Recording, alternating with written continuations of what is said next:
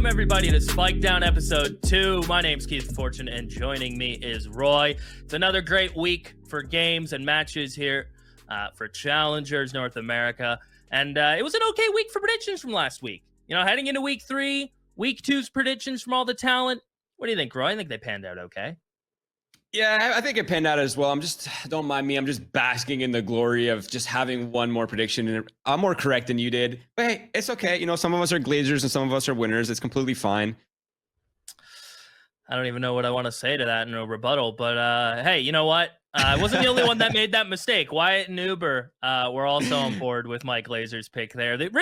Those picks were the only ones that stood out for me on this board because it was nice to see TWT and YFP getting a nearly split pick right there. Oh yeah, for sure.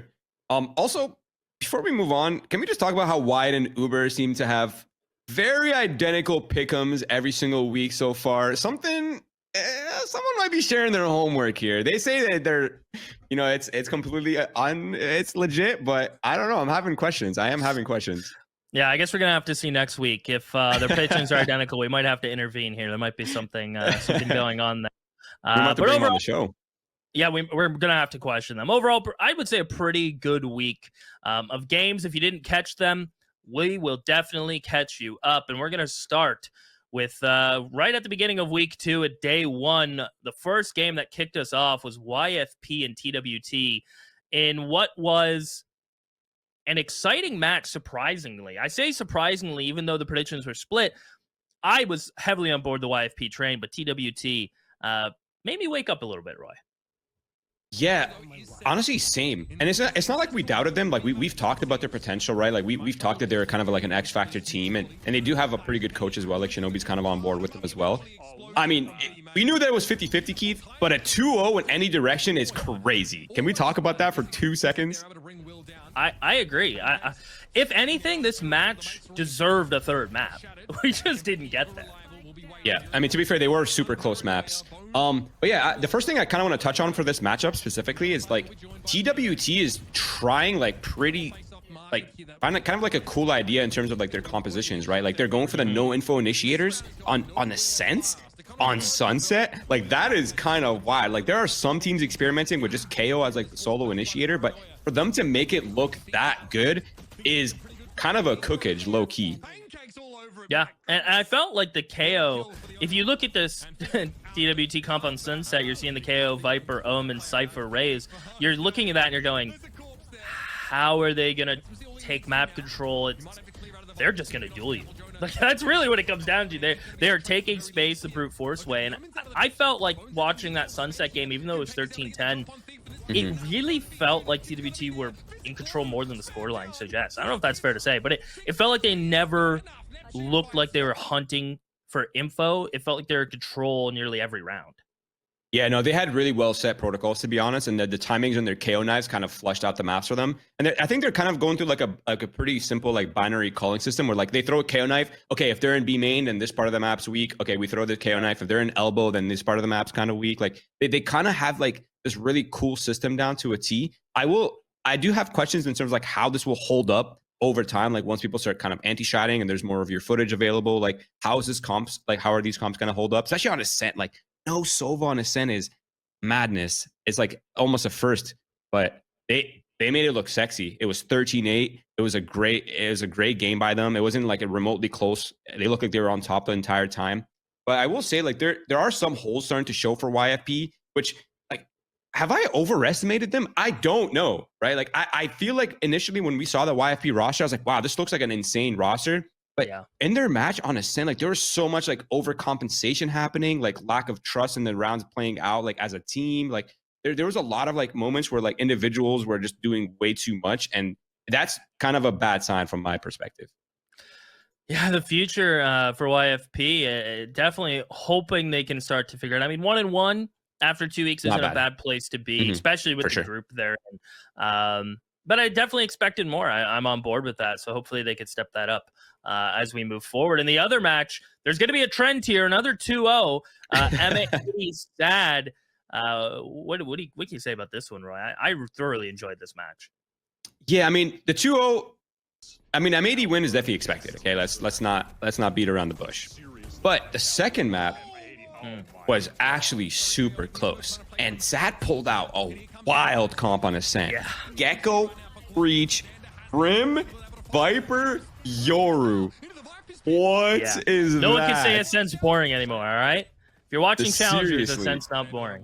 And you know what the crazy thing is? They weren't just like, okay, we're running a Chaos comp and we're going to play Chaos. Like, no, they had really good structure. They had super good execs. They had really well laid out retakes. Like, they were playing the composition well.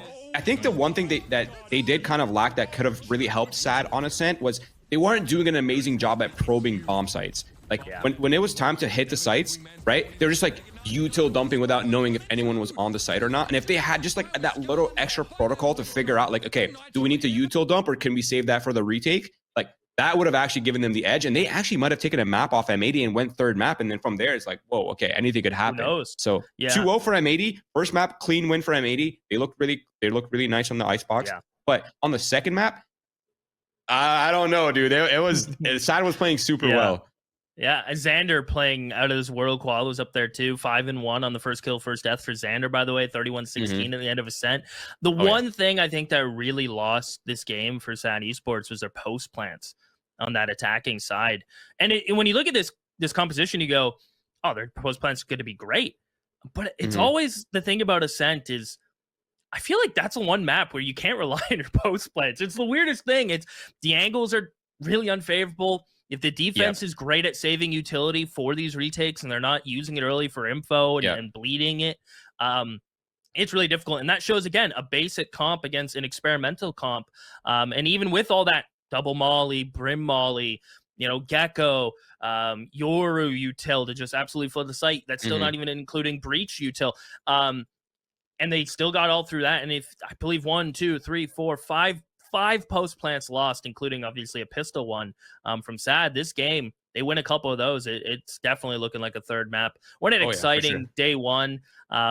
Promising things hopefully to come from Sad. And then obviously day two, I mean, the trend will continue. A 2-0 auction, Thinking Men. This one, sadly, though, not a lot to talk about. Yeah, I mean, I'm going to be honest.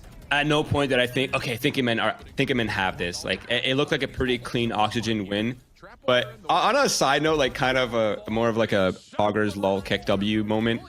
How bad does it feel to be, okay, so obviously Thinking Men replaced Screw with Lear, right?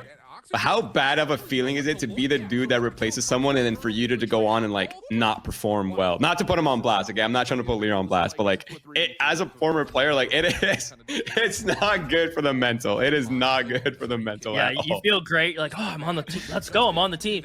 And then you're like, and then you get told, oh, by the way, our first match is Oxygen. Oxygen, yeah. Oh, okay. Like, I didn't great, think about dude. that. Like, awesome. Yeah. I gotta go head to head against Redux and Verno and Scuba, 3 of the youngest, possibly best fraggers in the league. Yeah, no worries, dude. But yeah, that match, it kind of tells the tales. Yeah, Growing Pains, first kill, first death, heavily in Auction's favor. And as soon as I see that, I go, all right, these start of the rounds were like, they're heavily controlled by Oxygen. They were never really in any danger. Their kill assist, trade percent was through the roof, all 75 plus. And when you see that, that's a team that is tight together, taking no chances and trading nearly everything they can. Not a lot really to talk about. It was what it was. Now, something that we can talk about, I think, a little bit longer was the match that followed that. Core and Moistac Shopify. Map 1 happened, but Map 2, I think, is really where we can kind of talk about some bright spots for Core, maybe? Yeah, actually, before we jump into Map 2, Moist was doing something really cool in Icebox that I haven't seen that many teams do. So you know how like teams have like the Viper wall that cuts the A site and they're able to defend the bomb, like they were able to defend the site with that wall. They were actually, instead of cycling Harbor and Viper walls, they were doubling them up. So whenever the teams would try to come through, they were like slowed and decayed. So it was like doubly difficult to get through that Viper wall and the Harbor wall combo. And like obviously they did cycle as well, but when they were feeling a lot of pressure, like okay, they're about to hit, they were doubling up the walls, and I was like, whoa, what is that? That is so awkward to brute force, because like dude, you're getting slowed and decayed, and you're going into a crossfire. Like that's kind of wild. And their retakes look nice on Icebox. I will say, like Moist look really drilled on Icebox. But yeah, going into map 2, fine, close game. Very. Yeah, and I'll just end up my thoughts on Icebox quick too, because you brought up a great point. One thing to look for Moist and Shopify, and I think it's a defining factor of their game, is how collectively they are on the same page. And this goes for Icebox and Bind. Are we playing retake? Are we flooding? Are we doing something else? And I always felt like all 5 players knew what was happening, and that's hard to achieve constantly. So we're going to hopefully see that develop. Yeah, especially on Icebox. We're going to see that develop. Bind started to get away from them core. Every round they won on the defense was a round where they had a retake. If I tell you that and you're like, oh yeah, that makes sense, it's Bind. And then you look at the flip side, and then when core on the attacking, they pretty much won nearly every round without getting the spike down. It was a weird game, Roy, but some cool comps going head to head, a lot of counterplay. Yeah, but I think some holes were starting to show in Moise's kind of like game plans on Bind. I mean, even like the coaching and some of the players were like, you know, we weren't playing our best A game on Bind. So obviously they are human. They're going to make mistakes. But core, like there actually was a world that could have gone to a third map. But again, that loss is sort of unlucky because now core and Thinking Man are both 0-2 on their groups. Yeah. And that YFP win, or the loss, excuse me, to TWT has put TWT pretty far up the bracket and has kind of made things awkward for core and Thinking Man. But yeah, maybe definitely put the heat on them a little bit. It definitely makes it like this week 3 is not must-win territory, but I mean, if you want to avoid relegation, it's kind of must-win territory. Going 3 is going to be really hard to come back from, because then you have to think, well, you end 1-4. 2-3, like it's 0-5. Yeah, really. Yeah, that's the worst one. That's definitely the worst one to get to. And then obviously to end up the week, we jumped to day 3 where we saw TTR Winthrop, and what I can maybe safely say, another 2-0. But the first upset of the week. First, 100% first upset of the week. Biggest upset of the tournament so far is where I'm going. Yeah, like, that's a good one too. I mean, Winthrop just did not look that inspired in the first week. You know what I mean? Like there were clearly a lot of holes. They were not really on the same page. There's a lot of like individual overcompensation. When I see that happening from players, it tells me that there's like no confidence in the team whatsoever. Again, I could be completely waffling here, but in the second week, they were like a whole new beast, dude. And I mean, we just had such high expectations for TTR. Like you put them among the top, you know, you said they were top 4. I did. And I said this is the best TTR iteration we've ever seen. Yeah, that's not to put you on blast, but like I'm going to put you on blast. And listen, I'm just holding you accountable for your words. Don't come at me, okay? But that was a crazy series, man. And Winthrop has a really good Sunset too. Yes. Yeah. It seemed... Sunset I could summarize as a TTR that felt like they knew what was happening, and a Winthrop that threw a lot of different looks at them. TTR kind of looked like, okay, they're not playing A that much. They leaned A quite a few rounds, and Winthrop didn't even let TTR really get reads on them. It felt like they were doing B fight rounds 3 rounds in a row, then they would stack A. They're walking down mid, and I think the selling point for me on this entire defense from Winthrop was the little missteps and misdirections they put in. Granted, they, split the half. What was it? Was it 5 rounds, 7-5, I think, for TTR at the end? And you're going, okay, that's going the way we expected. But the attack side from Winthrop, just that explosiveness of this comp, the way that Moobs and Infiltrator felt always together, and wherever shout out they to were, Nasi as well. He played super well. Wherever they were, Nasi might not have been there, but his utility was. And it was really, they definitely upset TTR in the rotation game and map control the whole time.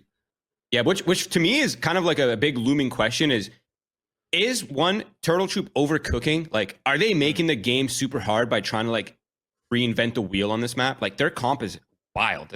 It's Brim, different. like, first of all, Brim is very, if at all, been picked on Sunset. Yeah. Deadlock, Fade, Jet, Viper. Okay, the last 3 are fine. Fade, Jet, Viper, Jet for Raze, whatever. Teams are experimenting with both duelists. But like Deadlock as your single Sentinel and Brim as the other controller, like what? Are they overcooking? I don't know. And like the other question is, are they going to be thinking that? And are they just going to revert going into like, are they just going to go back to like a more meta comp? Because it feels like they're making the game super challenging to like for themselves, and like it might just be easier for them to just like go cookie cutter. To be honest, like they have the talent. Dude, look at the players. Like they're insane players. It's so tough too, right? Because you don't have a flash. Number one, that's tough. Number two, not even a paranoia. Yeah, and number two, your sentinel is a sentinel, but not a hard denial sentinel, meaning people can walk through the trip. Yeah. So there's no information network. Yeah, it definitely is heavily reliant, I think, on your first 30 seconds of a round. Every round. If you win the map control you want, or the other team does something into your setup, but mid-rounding with this comp is very difficult. No flashes to go anywhere. Retakes are difficult. How do you set up the jet? Actually, no, they have like literally not. They have dog. They have fade dog. That's it. You're gonna send prowlers at people and then swing off of it. That's madness. And he still went 6-3 on openers. Like B God. Like that's actually crazy. He has no initiator util that can actually set him up, and he still went 6-3. So and Lotus ended up still at a loss. It's ended on a loss, very close. Lotus even closer, 13-11 instead of 13-10. And another comp out of TTR that makes me go, okay. I see don't the vision hate for that it. one though. I don't hate it. Same. It just felt like they were just slightly off timing from each other. I think with a Neon comp, if your timing's off, it's very difficult to make work. Oh yeah, for sure. But yeah, shout out to Infiltrator also, because he kind of started. He's starting to heat up a little bit. Like he hasn't really been in the conversation much as like a top contending duelist or anything like that. Yep. But I mean, he went 7-1 on the second map. He's starting to heat up. He's starting to put up numbers. Surely that's kind of good for one, the team morale, two, his own confidence going into his future matches. Absolutely. So they're gonna need that if they want to start challenging the top team. To be honest. Yeah, and we said last week collectively, if Winthrop are going to make a splash in the pan, it has to be in week 2. To me, there's no other world in which if they go 0-2, a bunch of, tough. They're rookies in theory, right? Guk being the most experienced, very difficult come back from that. A really big win for them. So keep your everybody keep your eyes on them as the weeks progress.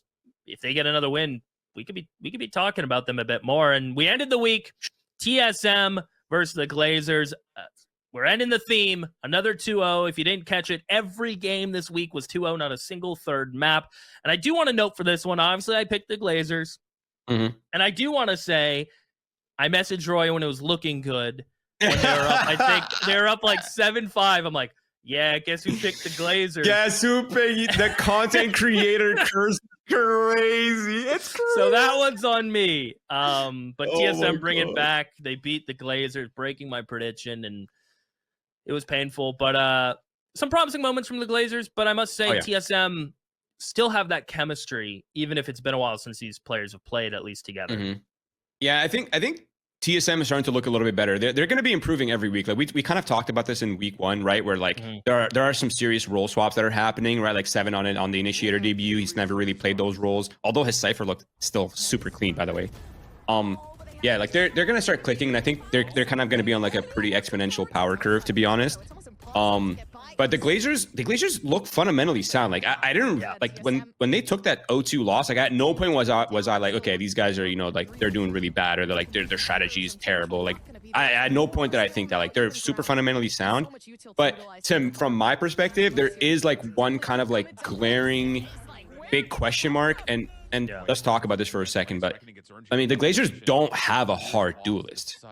Like they don't have like that really strong duelist that we can be like, okay, this person's gonna get set up constantly, and they're gonna have a lot of performance here. Like they have There's drone no on Raze, that team, that yes, which is a good thing and a bad thing, because we're kind of shifting to like a pseudo non-duelist meta. So maybe that will work in favor, and they're all super flexible players.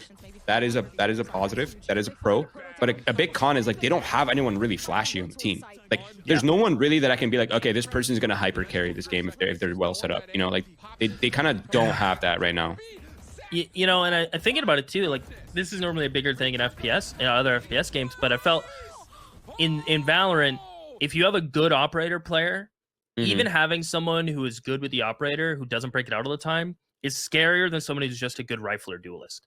Like if they're a good rifler duelist and they can use an operator, I'm almost treating them differently. Where if it's just a team 100%. that rarely breaks out the operator. Now, credit to Zachary, credit is due. On Breeze, some really big rounds of the operator, but he's on the agent to do it on that map. Yeah.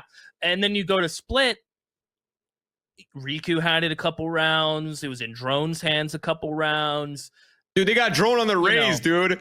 Yeah, they're rolling back to Drone Duelist, dude. That's and he played well. No shade to my boy Drone. He is a sick player, but like, I'm not thinking he's like the top Rays in the world. You know what I mean? Like not to shade his Rays. It's completely fine. It's playable, but like, you know, it's not like Oxy or like, you know, when they were in Challengers. Like it's not really on the same Zoomer-esque level duelist that they need. There's too much. Sure, I think they need. I'm not sure what they're gonna need, but they're gonna need like either one, lean heavily into the non-duelist meta and try to go crazy on that, or I don't know. I feel like they're gonna have a tough time challenging like Koala Noob, and they're gonna have like that's what I was gonna say. Like, let me throw some players at you that fit the description you're saying that they don't have. A Redux, a Mata, right? Another good one could be, you know, a Corey in certain situations. Koala Noob, Nismo? Right? Nismo versus Drone. Nismo versus Drone right now. Talk to me. You know, and even an Infiltrator. If an Infiltrator was on the Glazers, hypothetically, right, what would that look like? But as you said, we're getting in the meta where you don't need that hard duelist. You can win with fundamentals and strong comps. Yeah, so as the meta develops, I imagine they're going to be at the forefront of trying comps that counter duelists. That's kind of, to me, their only ground moving forward. I'm excited to see how they play forward. Well, we talked about all the matches last week, and I think it's about time we jump into the current standings, take a look where everything's shaping up.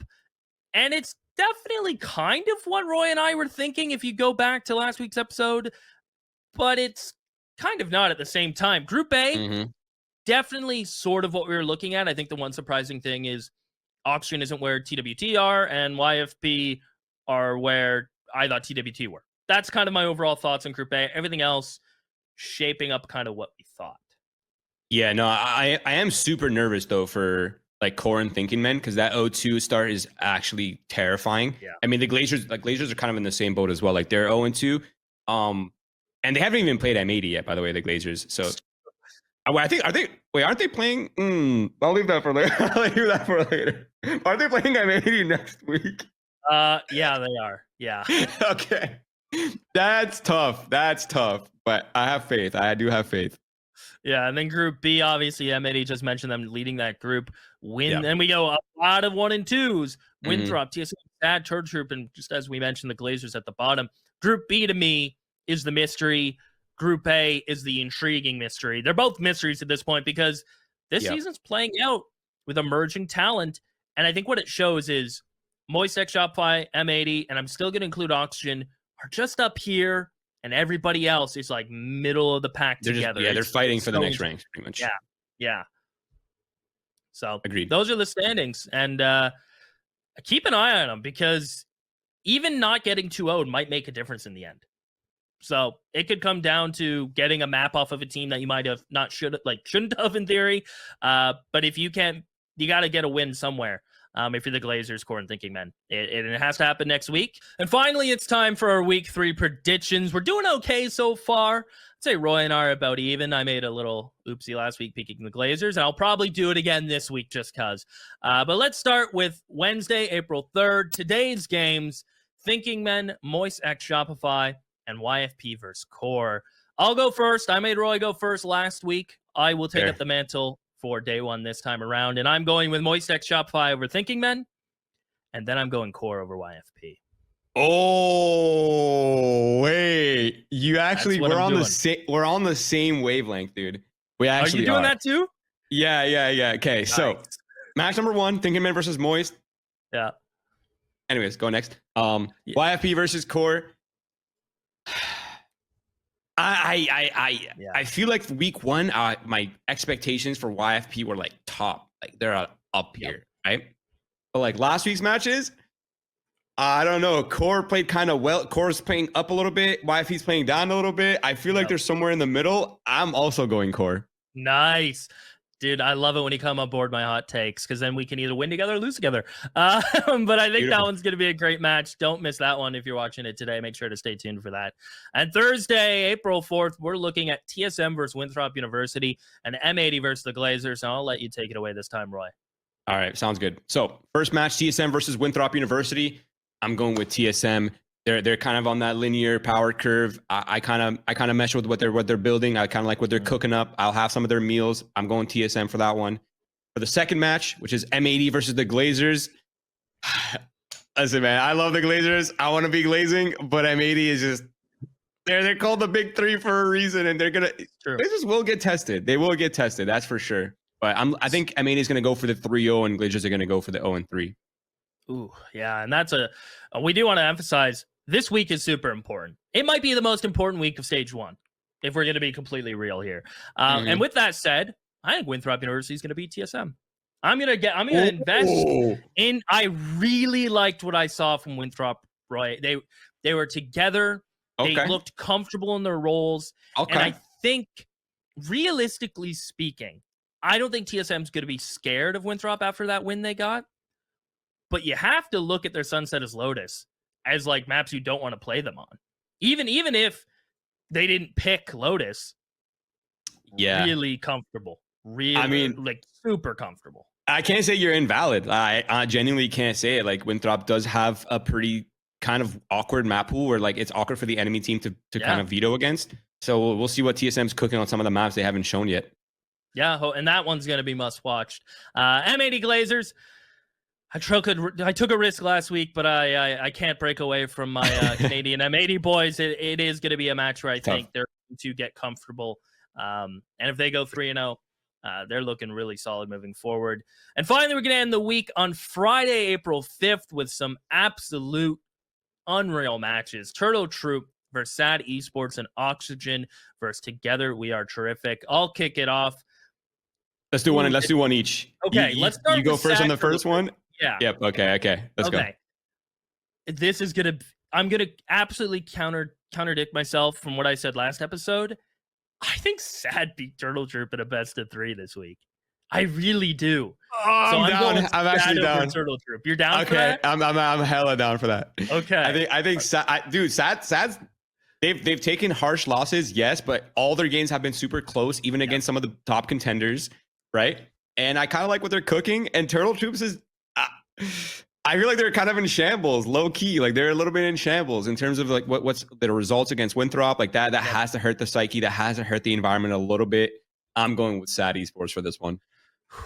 And then it comes down to the final pick, Auction versus Together We Are Terrific. Now, this one is important, by the way. This one is who's going to be 2-1 and right behind Moisek Shopify.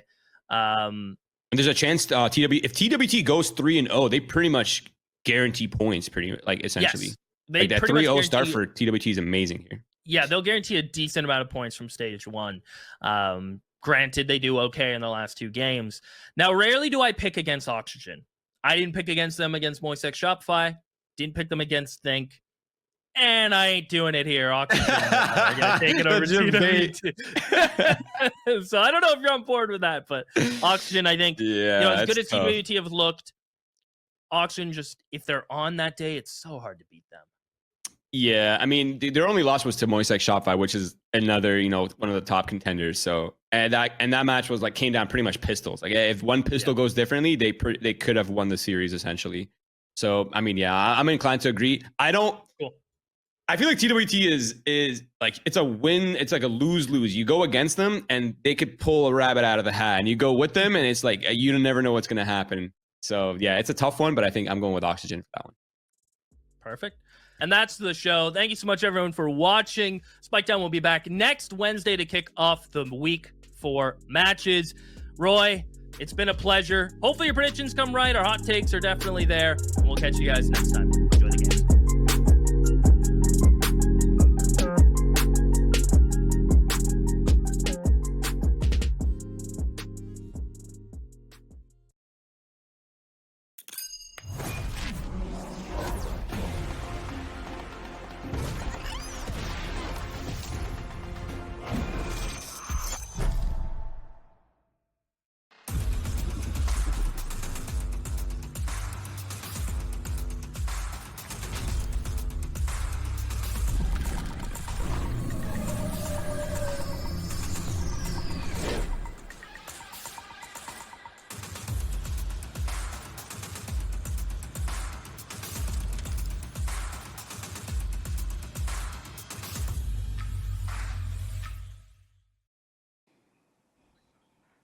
Hello everyone and welcome to week 3 of VALORANT Challengers North America presented by Zenny and Zippo. Last week we have all 2-0s. It was 2-0 every single one of those matches, but this week I have a feeling that things are going to change. I'm your host Dryad and today I'm joined by Uber and I hold shift on the desk, and it's going to be again a very exciting week. We're kind of halfway through this Challenger season shift and things are looking very interesting. I think some upsets, some surprises we had last weekend. Again, all 2-0s. Yeah, the fact that you just said halfway through has me like sweating a little bit. I forgot that we're already almost to the point where it's make or break time. And you're absolutely right. I mean, last week was a bit of a surprise, I think, for a lot of us because we looked kind of over the top of the standings coming in, again, after 1 week, 1 game per team. And maybe we had some different expectations to what the results actually provided. So, yeah, I think, Group B, for me, it's like who actually wants to be the second best team in that group, because obviously a lot of teams are tied up at 1-1. I think the Glazers are actually a pretty solid 0-2 team as well. And then over in Group A, yeah, pretty heavy loaded with Moist and Together We Are Terrific at 2-0, but Oxygen Esports also looking pretty primed and ready after their very tough week 1 matchup. Yeah, we've had a little bit of back and forth over here, and especially when you look at the second group, it's kind of like M80 at the top, everybody expecting them to win every single match, but it's like also raise your hand, anybody who wants to get second place as it looks right now, because it's all very, very close. Yeah, I mean, this group is actually super interesting. I mean, we had week 1, SAD Esports versus Winthrop University, which ended up being an unbelievably close game by the end of it. Winthrop hit it up in a big way. The Glazers also made it interesting against TSM, who look like they're still settling into their rhythm. I think they were much improved last week. Zachary with that massive ace, I think, on Breeze almost puts the Glazers in a position to sneak that map away. And then I think people are surprised about that Turtle Troop and Winthrop game. I think I had Turtle Troop printed. I really thought that, this team is such a they're a monolith in challenges. They've been around for so long. It's such an experienced roster, but Winthrop, kind of blew them over. So a big shock to me in that Group B. It was definitely a surprise to see that, but a good surprise as well for the Winthrop fans and for the fans that have been following the collegiate VALORANT scene. And also, something that we talked about that day was Moobs went bold and he won the match. I think there's a connection to be made there. I don't know what it is. I don't know how they're going to do this week, but that is the win that they needed to make everything look very, very close. But we talked about last week. Let's talk about how this week and specifically today is going to look like, because, again, this week is a now or never situation for all those teams that are 1-1, especially 0-2 that are trying to find a way in. And the first match for today, we're going to have Thinking Man against Moist Shopify, and then YFP against Core. But just looking at how this week is going to shape up is just going to be so interesting. Yeah, the 0-2 part of that conversation, I think, is in particular where the focus goes, because if you go 0-3, you're pretty much out of controlling your own destiny towards midseason. You have to hopefully win out and then hope that other teams around you falter in certain ways to kind of maybe have some tiebreaker situations go your way. So, yeah, for Thinking Men, tough opening here as they have to go up against MXS. But they've, to be fair, also had a very tough schedule. The map 3 that they had versus YFP to start was definitely a winnable series, and then they played up against Oxygen, and now they're playing up against MXS, so it's like a really tough opening schedule for them. And then the other team really kind of in the spotlight here is Core, right? 0-2 to start. They also have had a very tough opening group stage, though, playing against Together We Are Terrific, a winnable series there, and then the tough series last week versus MXS. So for both of these two teams coming into today, you want to try to frame this up as must wins, but I think in particular, I'm really trying to head that towards Core. They have to beat YFP today if they want to be able to kind of control their own destiny and stay away from that last place position. You're asking for a lot, but this Core team don't feel like an 0-2 team, really. This team is genuinely very good. Like Zeldris and T-Dog, this team got a lot of talent here. That group is just particularly nasty. I think that, YFP are at a similar level right now and can do a lot of growing. Jonas 6 just gunning down 4 people every round, every map. So their team's got a lot of potential there as well. That's definitely the more compelling of today's matchups, right? The Thinking Men, MXS, head-to-head feels pretty slanted. It might feel like a top versus legitimately bottom team in this group. So we're hoping that Thinking Men, after also some awkwardness in roster changes, have been able to find a way to bounce back and at least, give a decent account of themselves today, Dryad. And we're really getting to that point where you're starting to see upsets come through. You're starting to see teams that at the beginning maybe were not looking too good, now looking better and better and making those improvements. And again, on this week 3, this is when you have to make the last changes, the last decisions to make sure that your team is solid for what is week 3, 4, and 5, when you're going to need those points and those wins the most. But now let's take a look at the first match of today. Let's take a look at Moist Shopify, a team that has been doing really good. I think it is going according to the expectations that the community has, and also the expectations that the team themselves should have. This is a team that we saw for the most part, it's literally the mix between Moist last year and Shopify last year. And they were all teams and players that individually were performing, and this year I think they look even more solid. Yeah, I agree. And again, just to kind of speak on the team's history to this point and their matches that they've been able to play, I mean, it was a tough opening series. They had to play up against Oxygen Esports. Every single one of those maps went at least 22 rounds, like 13-9, 13-10, 13-11. So very extended series. And then last week, I thought they really, really impressed with this Icebox composition, and then to show some resiliency when they played on Bind, because Core was really giving them a bit of a workout here for a while until we finally got to this point where MXS kind of had enough of the nonsense and eventually put it away. But it was a close series, and there was kind of the word of adaptation that I like to go to that they really had to showcase. And those are things that we look for in terms of heavy hitting powerhouse teams in Challengers, is not to come out the gate strong, but to be able to adjust and adapt, especially on your opponent's map pick, to find success. And MXS checked all boxes last week. Or they just do both and look incredible. I think like on the Icebox game, there's only 15 rounds played there. Vic in more than half of rounds has multi-kills, like 5 2Ks, his 3 3Ks in 15 rounds. And if it's not Vic, it's Marta at B Long, just getting, insta 2Ks every time they try and push out. Like, that was such a one-sided map because MXS so aggressively took every extremity. A bit more back and forth on Bind, but what that post-plant composition's kind of bringing us right now. It's a much more of a fine balance, I think, and you can definitely get a lot of rounds just by having a decent open, a decent side hit, and good post-plant setup. So MXS miles ahead in that matchup. Yeah, I really like Vic. I think Vic has some really good stats, the best one of Moist, at least so far. And it's looking very consistent for this player. But what I like is exactly what you say, Uber. It's the fact that it's not only, it's not only Mata on the Jet running it down, getting the best stats, it's also Vic. So it's a really cool combination of these two working together in different ways, especially because Vic has proven already to be such a flexible player, kind of playing according to what the team needs and in the play style that it gets to be shift. Very aggressive for some of these rounds to be won. Yeah, and I think it's just we're starting to see a little bit of an evolution change in terms of like where we're getting a lot of our team-based focus, because let's be honest, like over the course of Valorant's history, it's very easy for us to pick and point at the duelists, but I think we're seeing a lot more shining potential out of controllers and sentinels lately, especially in this VCL stage to this point, and Vic has obviously highlighted that, because it's not even just the fact that he brings a lot of participation to the team, but like Uber had already mentioned, he was just unstoppable as an individual, and when you can put someone into a site defensively and say, hey, just trade out your life at least, if not get a second, Vic seems to just say bet. Like, he doesn't really care how many players are coming his direction. He holds his own, and he provides a lot of opportunities for MXS just to kind of take these odd man situations early on into regular and consistent rounds, which is really, really deadly, I think, when you look at the staying potential of an MXS team here at the top of the leaderboard.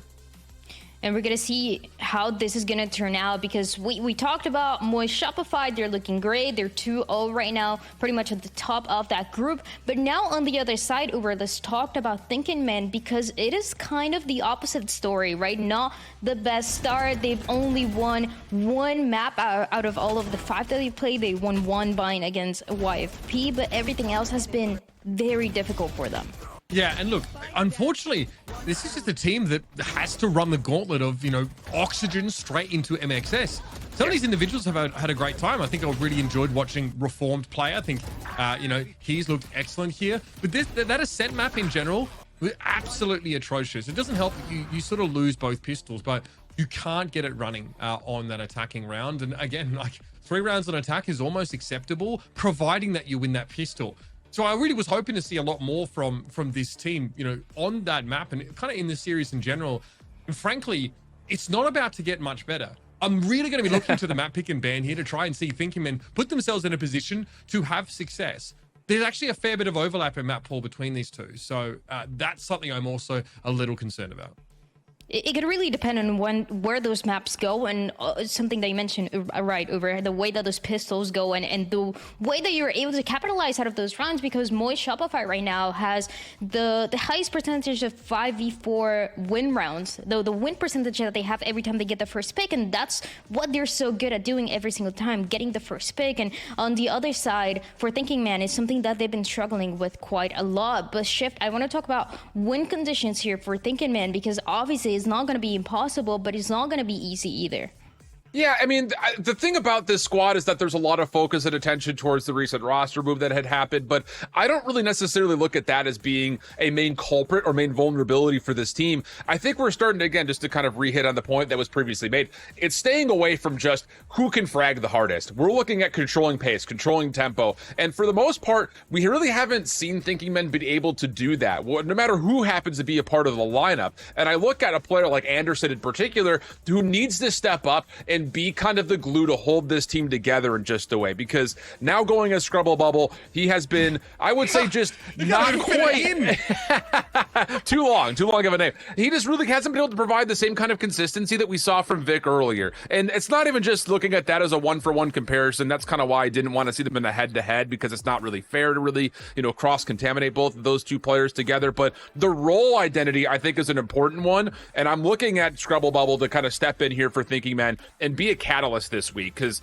you can't rely on just one player being stepped in and let them run to duelists, let them out frag, not against a team like MXS. I would love to see Scribble Bubble really step to the plate and maybe take a little bit more charge here for Thinking Men today. Yeah, I mean, this is like a meta that really is dominated by a lot of those double controller setups, and that's sort of worth bearing in mind. I think to add on to that in terms of win conditions, I really think the Thinking Men need to try and secure Sunset and Bind in the map pool somehow.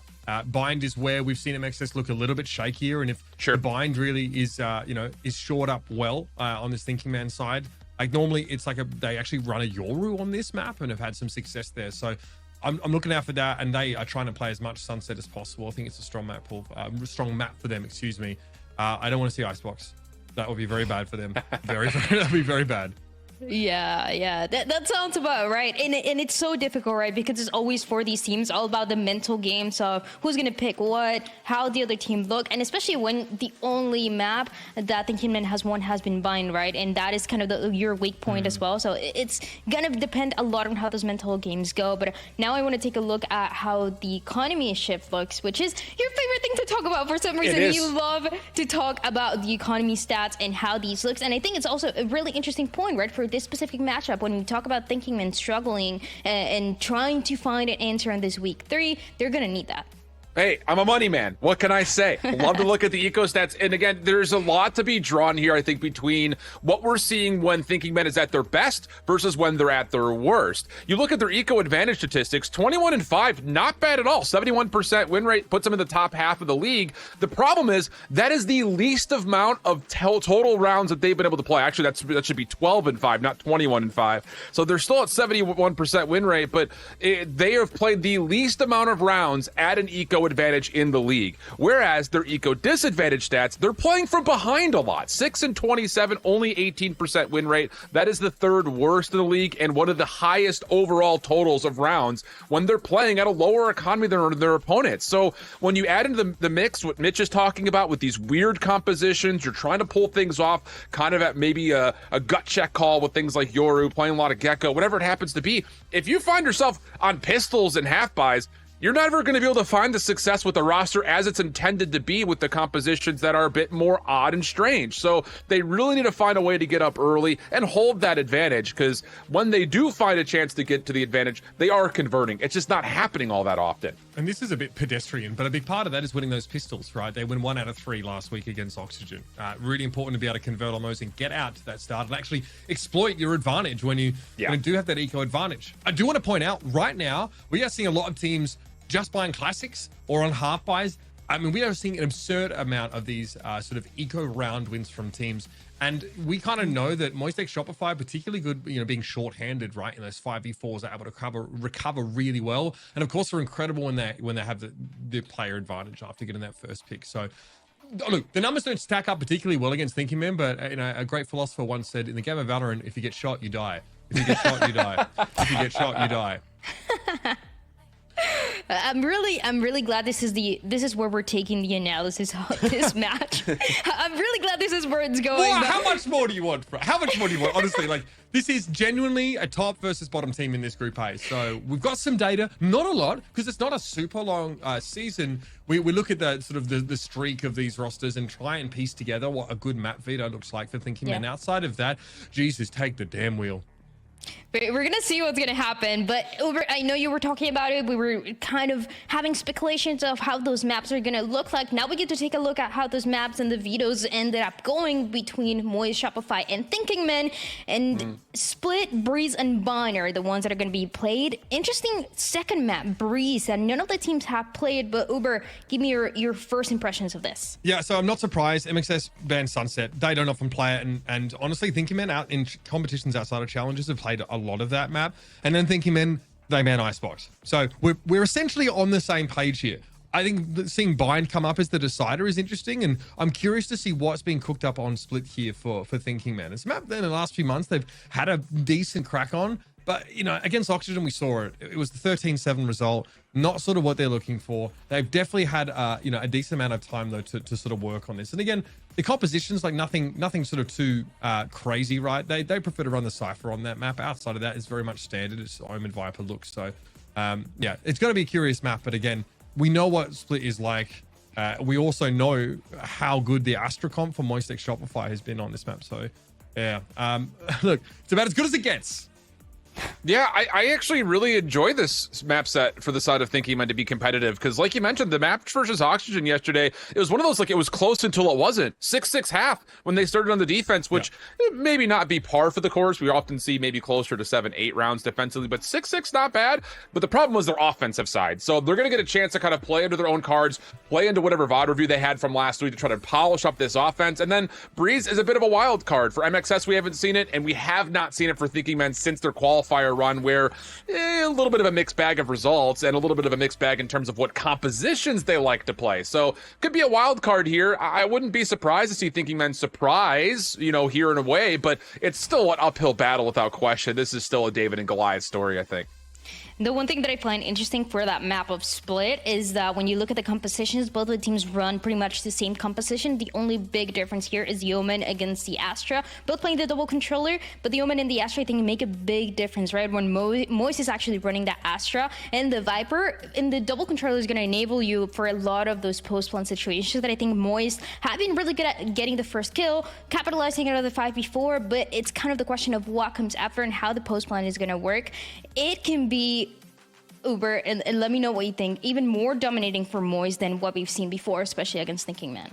Yeah, absolutely. I think a huge part of this, and the one thing we look at really closely on Split right now, is that solo initiator Sky. Getting value out of that flash, especially for retakes, is important. A lot of teams are spending a flash sort of early on in the round and then later for retake, and some of them are, you know, opt to give up heaven on the A side of the map. Like, they don't play around that. They play concave and try to play for retake here.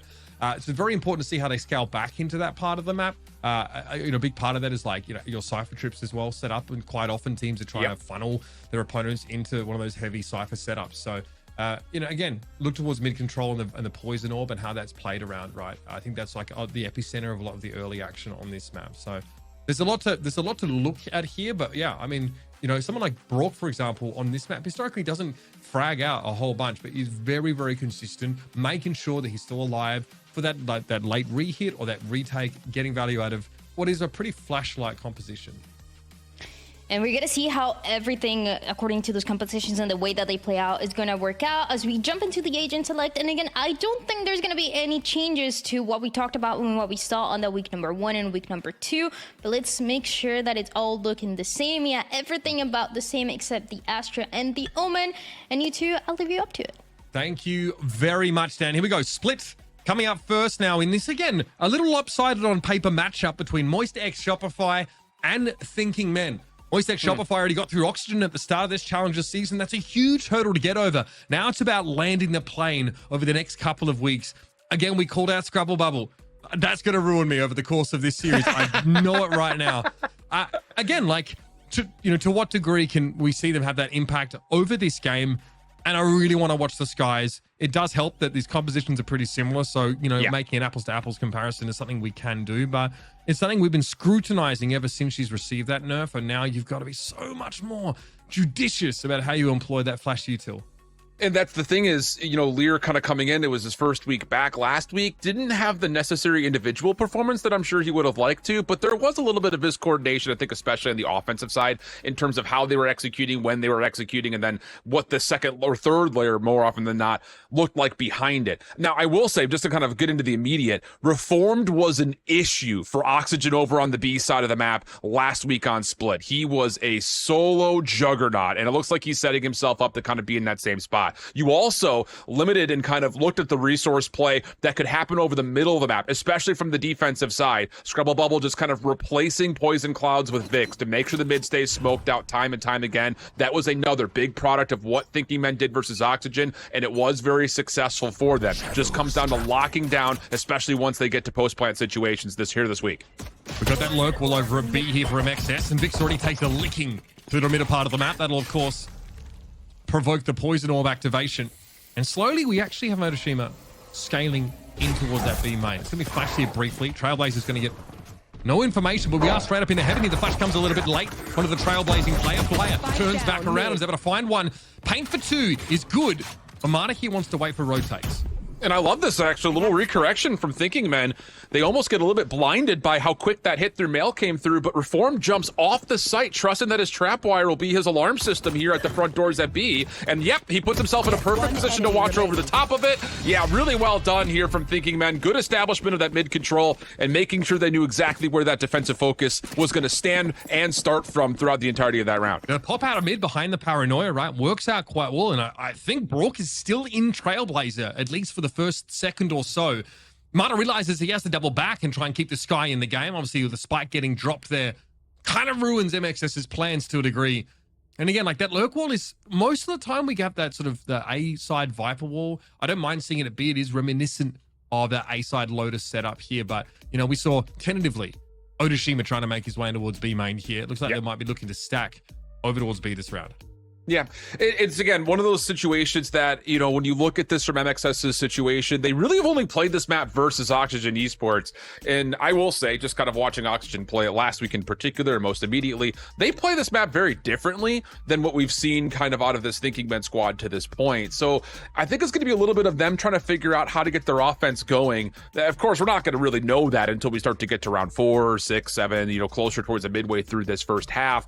But that will be, I think, a constant concern is what do you want to do through mid, especially with this replacement of smoke, whether it's Poison Cloud or Dark Cover, because like I mentioned, Reformed is so good on an island by himself over towards that B front door that maybe you feel like you have to kind of avoid him by taking high ground, but it really is a well fleshed out defensive setup just by what the default looks like here for Thinking Men. So I really do put a lot of pressure here to MXS to see what they've created as an opportunity to try to find advantages here in this first half.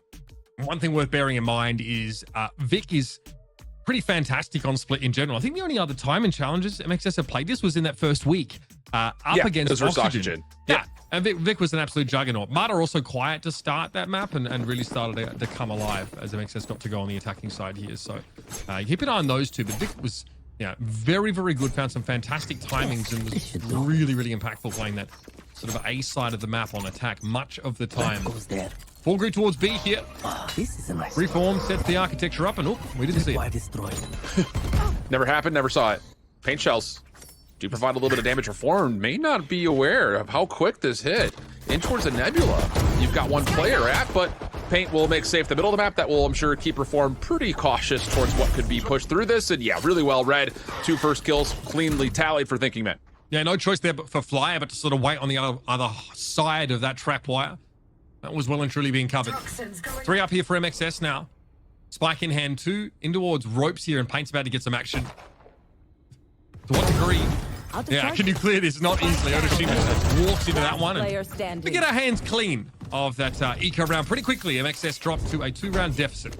Yep, and this is it again. As we started to look through the pre-match, these are the rounds that I'm most curious about for Thinking Men, because you're going to be on your bonus buy here. But if you can find a way to make this punishing for MXS, get it to at least an even eco situation. If not, win this bonus, take an extra tally here on the defensive side, and hopefully build up your own economy. That is where Thinking Men are at their best. Have to find a way to get some eco control throughout the narrative of this entire series, not just this map, not just this half. So this is an important round early on just to see if Thinking Men can actually find some value on what is a true bonus for them. Another default here. I think MXS are pretty wary of the judge toting Rays at the moment. Have to be. So just probing in the mid. Spot the jump peek here. No action though coming in from Mail. Somewhere else, the map needs to be opened up a little bit more, but we notice I think are pretty heavily A biased here now with that rotate back from Leah. Smoke top mid, maybe look to gain control or at least feign as such. They're headed to A with limited info.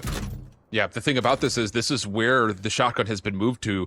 When Thinking Men played this before, the shotty was almost always inside of mid-mail, and the same utility has been spent defensively almost every single round for Thinking Men. The guiding light early over towards A ramp, and yeah, focus is gonna go straight into the site. Scrubble Bubble in a little bit of trouble, but good trigger discipline, and is able to use the Bulldog for one. Now it's just down to how do you recover the entirety of the site. Yeah, Vic now might opt to scale into screens. Elbow will be where he sets up for the time being here. We're even on numbers right now. Notice Jim's about to get busy. Beautiful Satchel use. Pate is an absolute menace. Add 2 more to the tally here. And a bit of a top-up care of Leah. Now for Vic and Flyer. They have to be the mightiest of anchors in a 2v4. That was the craziest little pogo stick jump one tap with the judge I think I've ever seen. Same thing coming out, Paint just creating extra space, Vandal tallied, and that is exactly what I wanted to see from Thinking Men. A little bit of a differentiation in terms of how they played their bonuses from last week, putting the judge this time top A ramps, maybe kind of leaning towards the idea that MXS are going to put a lot of their focus towards the extremities of the map. It works out beautifully, plus you get full recovery of rifles and an early operator. This is a massive start for Thinking Men. And this is a common woe for attacking teams, on split. Right? You can't bring a scan initiator into this map easily. It's just very difficult. So sometimes you default at the start of the round. The defenders are disciplined. They don't try and pop aggressively into B main. They don't try and send someone down mid. And you have to pick a site with limited info and hope to flash yourself in and just be good on the entry. Scrubble Bubble set up in a bit of an off angle there playing from hell. So all of a sudden, you're down one player to start with. And you have no info to play off.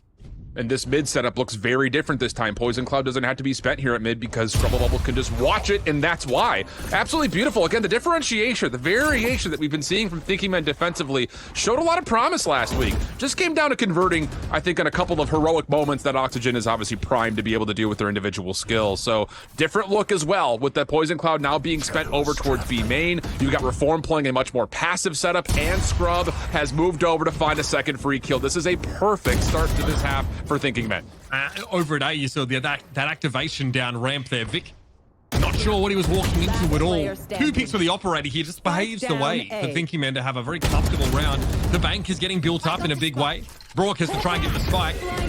One of those very scarce flashes employed now, but you are going to get pinched.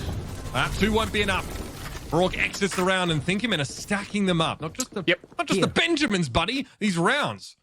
And I think the thing about this is, and I hate to call this so soon, but if this round goes without any success, which you don't anticipate it to have a tremendous amount, considering we're going to get just the sheriffs pretty much, but if it goes awry and we're not finding any entry anywhere, MXS may need to call a timeout because they have not found any success playing through mid at all, which, to be fair, is difficult to do when you're just kind of substituting and replacing smokes after smoke after smoke. But this opening setup for Thinking Men towards A ramps is also very difficult to get forward pressure on because it's just an early guiding light just to check if anyone's there.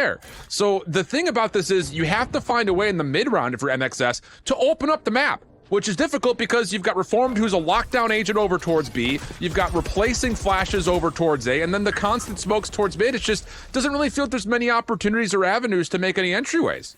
You're going to try and get value out of Marta's judge here. Try and do to Paint what he did to you.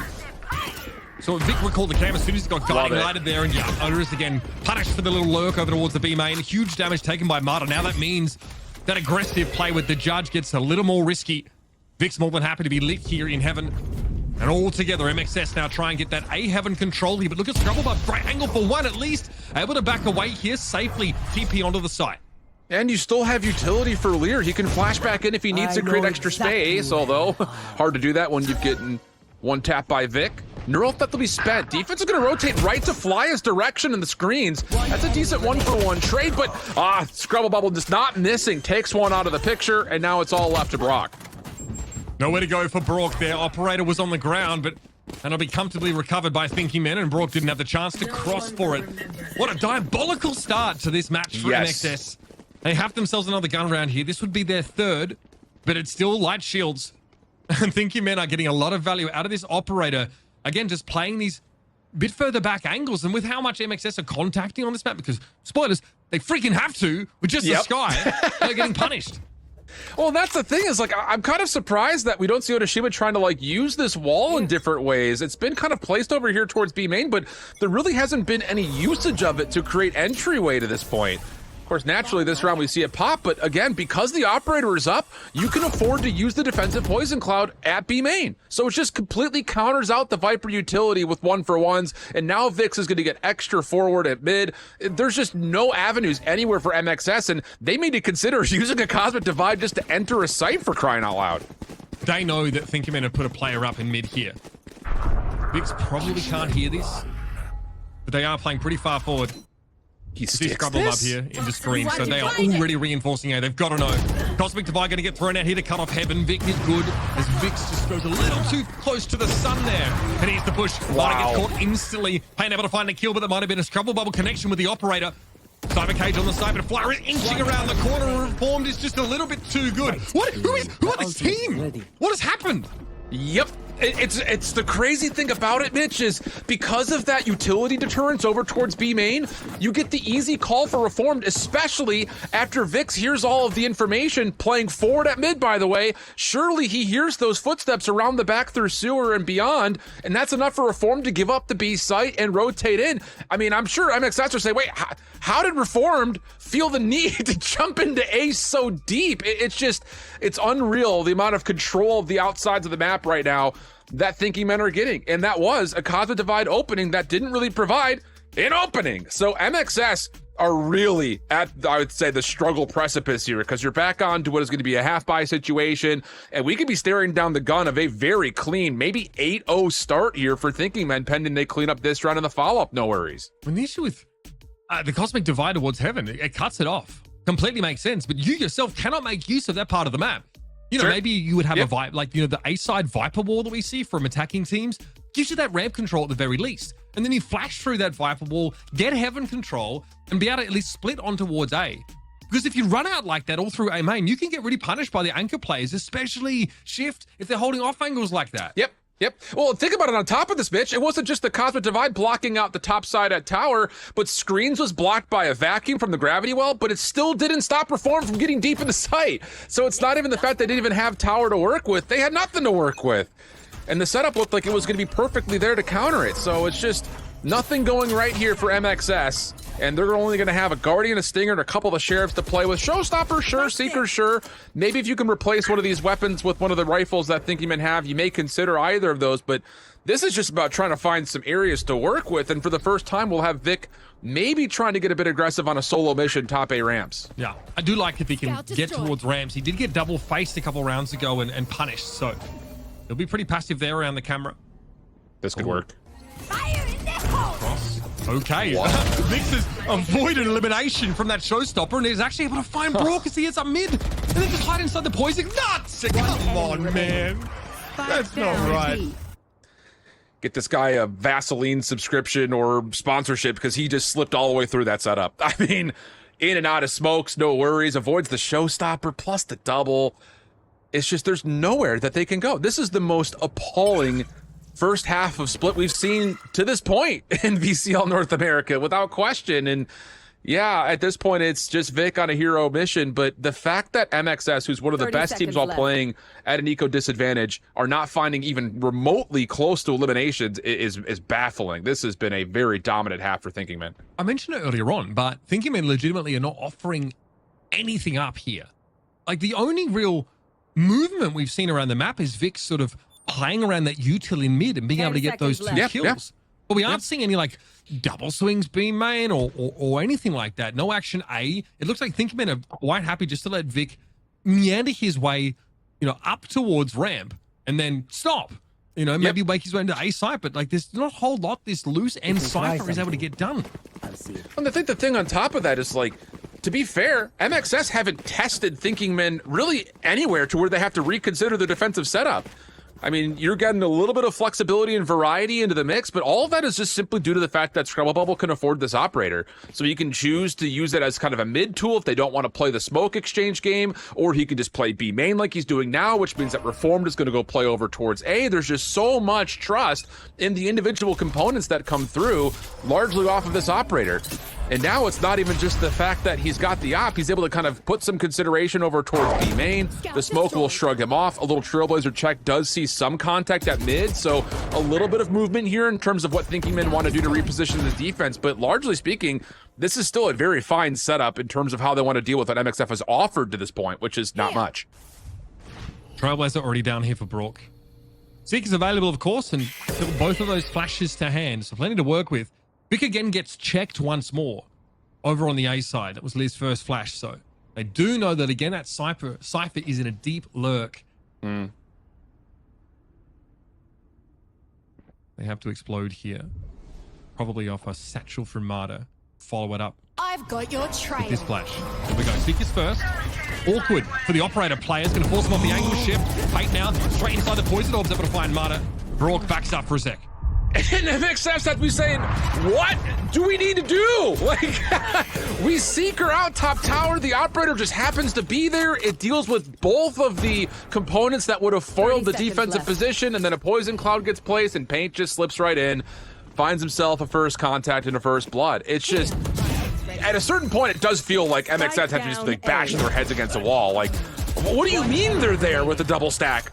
This is the first time we've had this much success getting through mid, and it's just every single round, it's something new in the smallest of ways for Thinking Men, and wouldn't you know it, it's been like the perfect counter what MXS have tried to do on these full purchases.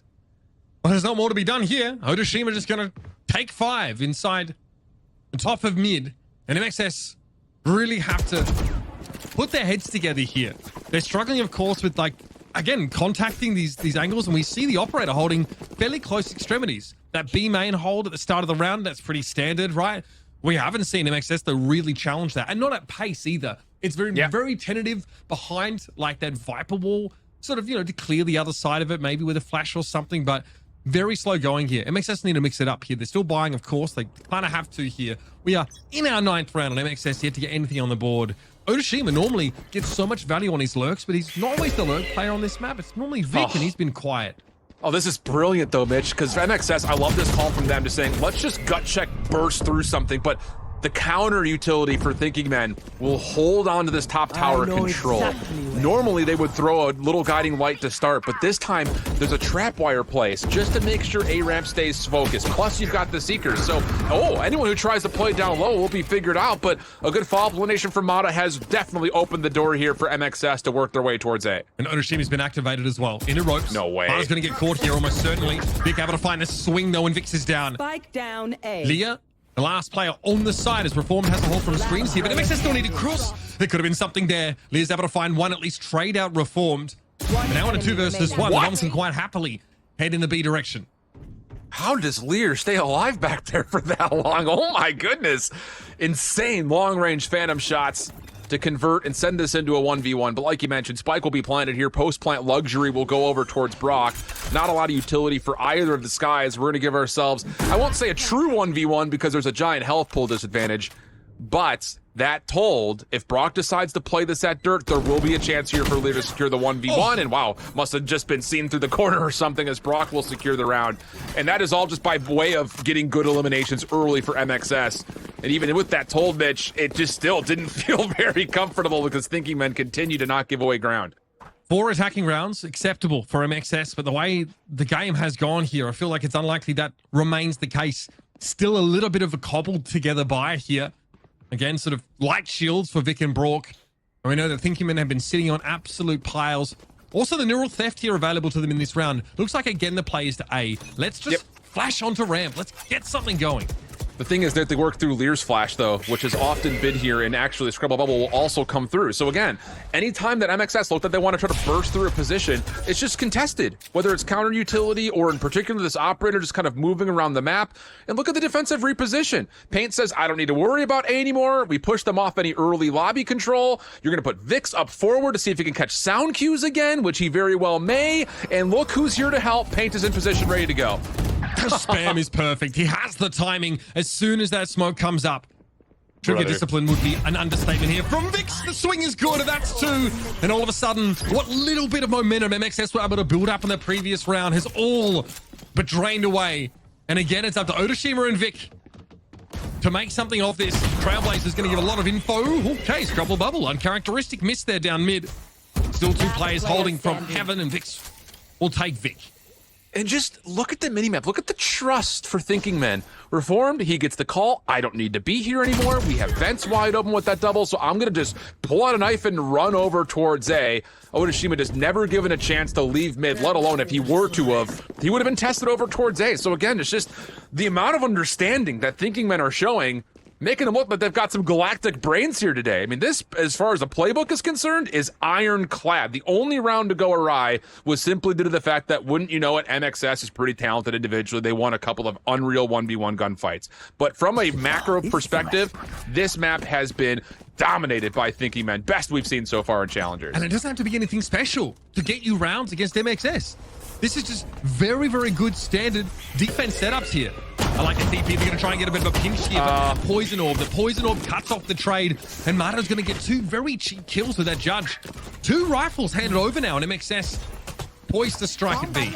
Yeah, a little greedy right there from the side of Thinking Men, but hey, you're up 9-1. You have a chance to do some major emotional damage just by finding a way to control B main like that, and I like it. So, Showstopper pulled, good double out of Mata. He'll find all 5 for a pretty anticlimactic ace, but that's just Thinking Men trying to get a little cute and trying to see what they can get away with. And looks like the line in the sand has been drawn right there. Just don't go too far. Yep, I mean, this is what I mentioned earlier on. MXS haven't been able to derive any early advantages from defensive pops onto the extremities. That's the first time we see Thinking Men try for that, and I appreciate that they're really trying to break the conditioning here, but MXS already have the Poison Orb in play. So with Scrabble Bubble teleporting across, he's in a 1 versus 3, 1 versus 4, has to try and find a way out of there. So nicely done for MXS. Again, 1 more round, be feeling much better about it, but Thinking Men have not had to worry about their economy for this entire half shift. Yeah. And I love this. Again, looking at how do you enter in towards the site with the Cosmic Divide. Instead of blocking off the top side and tower with it, you're going to use the Nebula, not worry about having to vacuum players over towards screen, and that will get a very quick plant. When MXS were put into 5v5 post plants, they rarely lose them. And yeah, like you said, to get to 3, they would need that here, and the first blood is good. Much better looks this time. Very limited anchor presence for Thinking Men. Allows MXS to overwhelm. No Heaven control, though, for the attackers. That's something to bear in mind. As Paint here is going to go for it. Oh, boy, he's going for it. But it's not a target-rich environment. They've all gone ramp. Nicely done as Brock's able to pull the wool over Vix's eyes. 3v4 now as Brock gets, okay, caught out there by Scrabble Bubble. And again, it's all about the spike defuse with Vic now being the second wave into Heaven. Yeah, it's all but done. MXS are going to be able to chalk their 3rd round of the half up, and that's all they're getting. And to think about it, again, if you were to just put a little bit of a spark notes in case you're kind of using us as second monitor content, in which case, wake up and watch some Challengers. Here's how it happened. MXS, first round, they just end up finding kills, flat out. Good 1v1 wins around the middle and outside over towards A.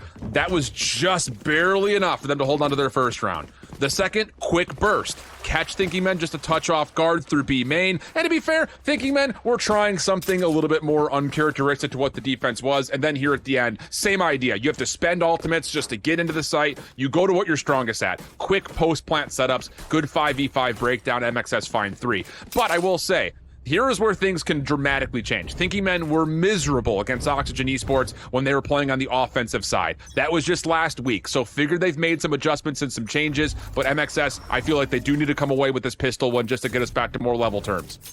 Mod variation on the sort of A Viper wall here. This one from left to right, of course, can screen off that ramp and let you sort of flash through that. Here comes the Trailblazer. This is very, very little, so there's an opportunity here if you're quick to get some heaven control, but already from ropes, we have MXS setting up. Well, think about this. They see the sky down low. They also know there's at least one more defender over towards topside tower. So Thinking Men don't have to push this. They can just keep these defenders interested while everyone else is already playing over towards ropes. It's a quick hit around the back. Lear's able to take 2 for his life. Otoshima in trouble. He gets a lot of damage, but can't convert the kills. And that's just a brilliant use of gathering information and converting on it. Thinking Men are looking like a brand new team here this week on this map. To lose the pistol here for MXS is, well, that's basically it here and now. Flyer in the 1v3. Vix and Pain both took a lot of damage from Otoshima earlier on, but my goodness. Thinking Men, a different beast this week. And MXS look, well, not at all themselves. I just love the idea here of, let's, we're already at 9. Let's just get information here in the pistol, convert on it, go quick, try to take them out of position and just use what is essentially an overnumbered situation. If we know that there are 2 players down on towards A, yeah, let's just hit this through mid. If we catch someone isolated, that's a 3v1. If we get it for free, then we've got a 4v1 up top at A tower. It's just good understanding in gut check moments of how to make life difficult for your opponent, especially considering the leader's advantage that they have. Because the only danger that you think you might get in here if you're Thinking Men is if MXS can get to full buys on their defense. But if you can just brute force them out of the picture before that happens, you can come away with a storm rolling win here on map number 1. And MXS, I believe, have definitely read that. They have bought fully into Stingers here for this second round of the half. Default now for Thinking Men, of course. Appropriate considering MXS in a forced position. Is that poison or Pain opts not to push through it until the Trailblazer comes. So just adjusts his timing a little bit and then opts not to push in. Couple of other TP to the top of mid here. Marta heard that and goes in, but okay, through the smoke. He's going to get brought down by Leah. Now you're down to only 3 players. That was an important piece of contact there as Vix just walks up on Flyer, brimming with confidence of Thinking Men now. It's going to be an engagement in the middle part of the map. They can cross this. The timing just doesn't favor him. It's just not MXS's map. No, not at all. And again, it's just the awareness from Thinking Men is absolutely freaking brilliant. Stinger's not going to get 3. Just run at them. Just overwhelm them. Flood them out. If they even bought Stingers, which you don't even 100% know at the beginning of it. But you say at worst, it's Stingers and maybe Spectres. At best, it's Classics, maybe a Ghost. And you say, let's just take the SMG fight with numbers. You can't be everywhere all at once if you're MXS. And now after that first buy, this map is essentially over. This bonus is going to feel like you have a massive eco advantage.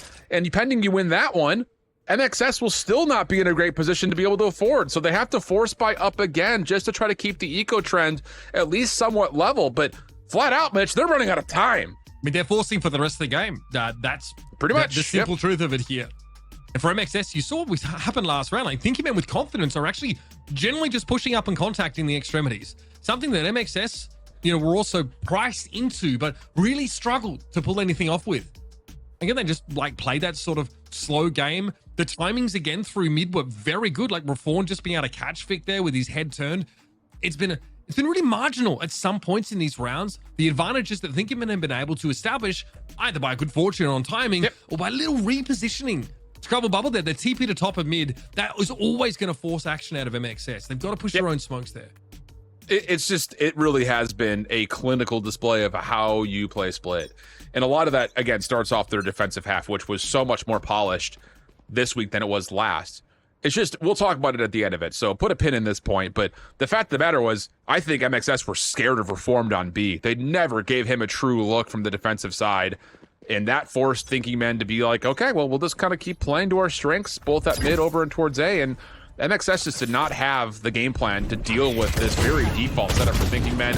Now you've got a burst right down mid. Vic does successfully trade out 1-for-1, but there's no one here at B main. So again, you've got the opportunity just with numbers to push right through, paranoia up top, and just make action happen. Just create the engagement at your own terms. Perfect. I mean, just a single flash gets you in there. They did the math, Thinking Men. They knew, of course, that it would be a lightly held B site at best. And so you walk up behind the guiding light and get this plant down. You have Heaven and CT positions here for MXS, and not a whole lot else to work with. Otoshima just got an upgrade there to a Spectre. Don't get too excited. Now I'm the 3v2. I just don't know how you win this back. Flat out, it's just Thinking Men are fully bunkered up, playing off each other's exchanges, and Brock is going to be stuck here at the entryway to dirt. Good first, but So what? That is a bonus round essentially for Thinking Men. And like you mentioned, MXS were pretty much already committing to the fact that they're going to have to buy out the entire way through no matter how long this map went, which means that now Thinking Men have a major economical advantage. Trying to put this one away at a 13-3 scoreline on MXS's map selection, Mitch? Pinch me, I'm dreaming. It's mental. I mean, we don't have a lot of data, honestly, about Thinking Men split recently. We've seen roster changes here, but their protocols protocols are absolutely ironclad on defense, right? That's what gives them this massive lead. And then there's actually a bit of swagger here on the offensive side, walking up onto that B side because they see the triple stack gamble from MXS top mid, and they exploit that by hitting an extremity straight after. It's almost like they've got access to the observer client. Like, they just feel like they know exactly where MXS are at. And the thing that is even more excruciating here for MXS is not just the fact that you're facing against map point on your own selection, but Seekers are at the ready. So this is all about what can we get Lear to possibly pop these and then convert off of it. And you can see they've already kind of bottled up MXS in towards the middle of the map. The counter smokes are keeping them interested. You already had Paint making some noise towards top ramps. And then as soon as everyone gets here, figured this is going to be a burst from Paint with Seekers behind it, just trying to get a quick plan over to A, where the only one that can defend is Brock. And he's only got one flash left. There's a real timing that Reform can catch here in mid if they're able to hear what's happening. Top side, at least the Martyr cross. Smoke heaven here, Brock. Waiting on this now. Hit with the paranoia, so can't really act upon this at all. Hey, now heading up towards Rams. Vic takes the pot shot. The Seekers are going in first. It's a trade, but Vix is going to be there to basically lay claim to heaven. Brock knows they can't afford to lose it. Not with this weaponry. And they all run it down. Thinking Men have blown us away. 13-3 over their current group leader. Nobody. I don't want to hear about it, Roy. I don't want to hear about it. You guys didn't predict this. There's no justification for making a prediction of this nature. This was generally a wild upset map. No, I think the thing about it is, and we talked about this, not to, pat ourselves in the back. We kind of gave ourselves like the hero building of how does Thinking Men do this. You were very appropriately pointing to the correct maps in terms of what Thinking Men could bring out to maybe give them a small advantage in the map pool, which, again, we're through 2 weeks. It's a limited sample size. No one in the science world is going to take that and make a thesis off of it. But I think the idea of it here is that MXS are saying Split has been a great map for us against the only other heavy hitting team in the group in the form of Oxygen. We saw what Thinking Men did in this map last week, so we could prepare for that. But the problem was they didn't hit Thinking Men in the spaces that they needed to. They didn't put much pressure on Reform. They looked scared of them. And then on the other front, there was no answer for this smoke toggle defensively at mid between the Poison Cloud and the Dark Cover, which eventually led to Scrubble Bubble bringing out the Operator. And that extra layer, I think, really just put the map completely out of question, because from there, MXS just never had any confident hits anywhere on the offensive side until it was too late. I do think that they had Scrubble Bubble in the right places quite often. Absolutely. And they were rotating their Omen through the map, which makes it really hard to counter. And again, you're contacting a lot on this map, right? Whether it's a double satchel up mid, or you want to take B main control, find a pick, push into the side off, some sort of smoke cover here. Very difficult if you lose that player early. And we are talking about one of the best 4v5 teams in Challengers. MXS are incredibly good at clawing back those disadvantages, but they get snowballed in so many of these rounds here on Split because of the fundamentals of Thinking Men are extremely good. They are there's nothing flashy. There's nothing special about what they're doing. A really good understanding about the fact that their opponents are always going to, they're always going to gamble mid, for example, on defense, and they're always going to use Vic as a loose end and play as 4 or a 1-3-1 setup. They've done their homework, and man, it pays off. Clean stuff, flat out. Well, let's all take a breath, shall we? Because I don't think any of us expected that one. Maybe outside of the Thinking Men, lots of trust, lots of communication, and everything working out beautifully from the cohesive standpoint. We'll step away for a break. When we come back, we'll try to see if Dryad has any other words to share on what may have happened there. Otherwise, we go to Thinking Men's map pick for map number 2. Back after this.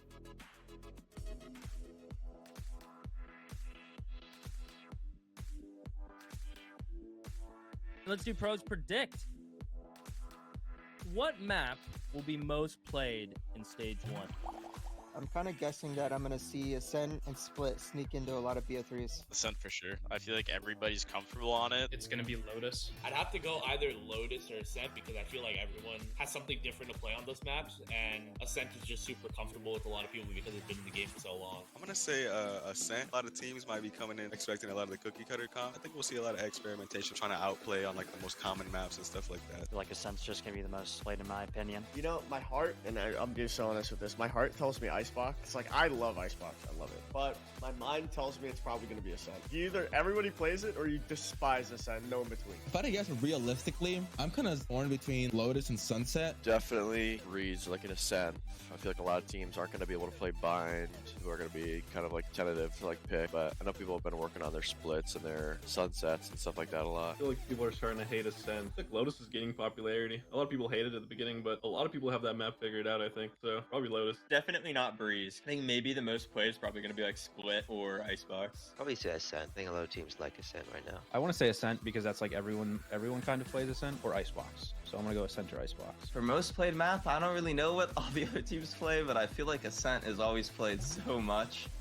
What teams are going to finish in the top 4? I think the top 4, us, Oxygen, Moist, and Turtle Troop could be an easy top 4. Top 4 teams, probably Oxygen, Moist, M80, and us. Oxygen, Moist, Sad, and M80. Blazers, M80, OXG. Turtle Troop's hard. Turtle Troop. I'm gonna have to put me and my team Winthrop up there. M80, they were second last year, so they're definitely gonna be up top. Moist X Shopify, another team that was really good last year. Same with Oxygen, so I would put those 3 teams with us up there.